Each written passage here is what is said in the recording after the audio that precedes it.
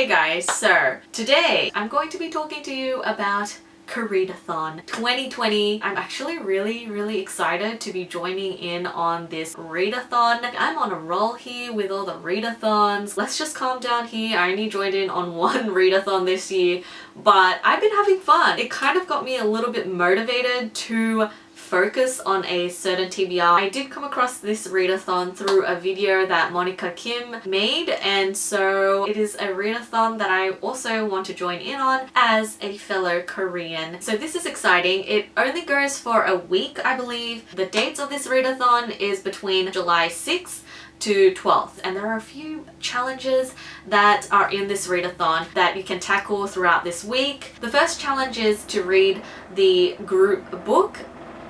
Wow, there is a helicopter that's flying by.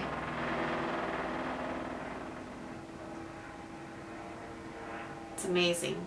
Anyway, the first challenge is to read the group book. This one I'm really excited for, and it's because we are reading The Silence of Bones by Junhe. This is a book that I picked up a few weeks ago. It's a YA debut novel set in the Joseon dynasty. Well, it is set in the 1800s during that era. I am so shook that we have a YA book that is set in a traditional historical Korea. What has the world come to? It's definitely come to a good place, that's for sure. I never would have thought I would be reading a YA novel that is set in a very traditional Korean setting. And so when I first heard about this book, I was super intrigued. In fact, I didn't even know that it was YA. When I first heard about it, I thought it was like an adult novel. Anyway, this book is basically a crime sort of murder mystery. I am so excited. Also, this cover is beautiful, and it also gives me an excuse to read this book really soon. I first picked it up and thought that I wouldn't be getting to it anytime soon, but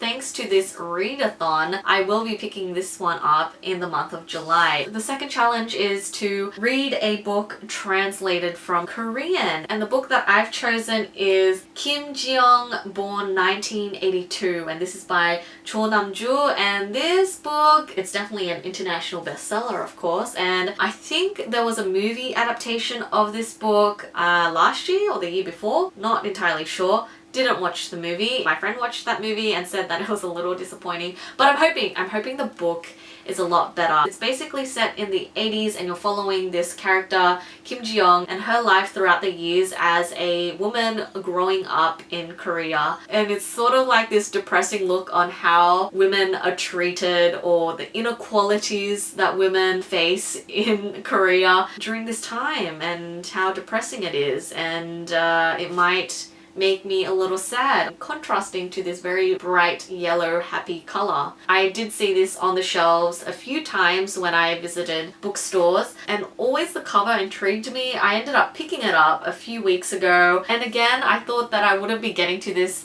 book anytime soon. However, due to this readathon, I decided to pick it up. Moving on, there's 3 more challenges. The next challenge is read a book with a person on the cover, which I think both of these books do have a person on the cover, so I shall include these 2 as a tick on my challenge list. There are 2 more challenges which I probably won't be getting to, only because, you know, I'm a slow reader. In a week, 2 books is also too much for me. So I don't even think that I'll end up finishing these 2 books in 2 weeks. Who knows? I might have a really good reading week and just finish those 2. You never know, but I'm only going to stick to 2 books for this readathon because I'm being realistic here. But the other 2 challenges I will consider for future reads, one being read a book featuring a dysphoria Korean character. This is something that isn't really represented as much. We have a lot of immigration stories from other sort of Asian characters, but like Korean characters, we don't really get to see it that often. So that is something that I might be looking for in the future sometime. And the other reading challenge is read a book featuring Korean mythology. This is something that I really want to look forward to in future reads, because I think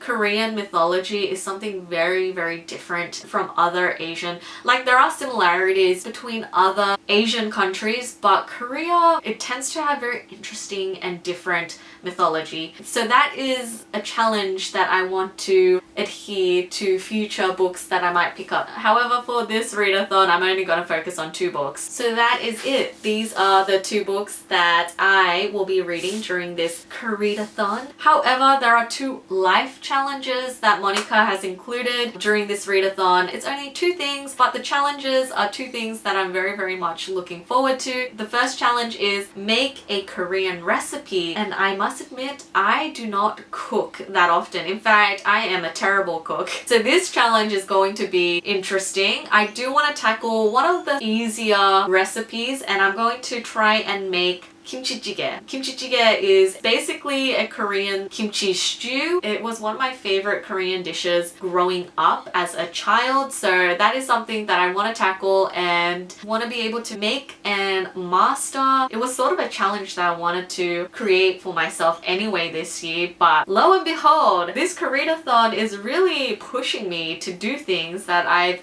been meaning to do but have been procrastinating with. So I'm going to attempt to make kimchi jjigae. I will try and vlog my experience. Hopefully you see me succeed and not fail at that. The next life challenge is to watch an episode of a Korean drama or watch a Korean movie. I might actually start a Korean drama. A lot of my workmates have been saying that Crash Landing is really good. My mom really likes that drama as well.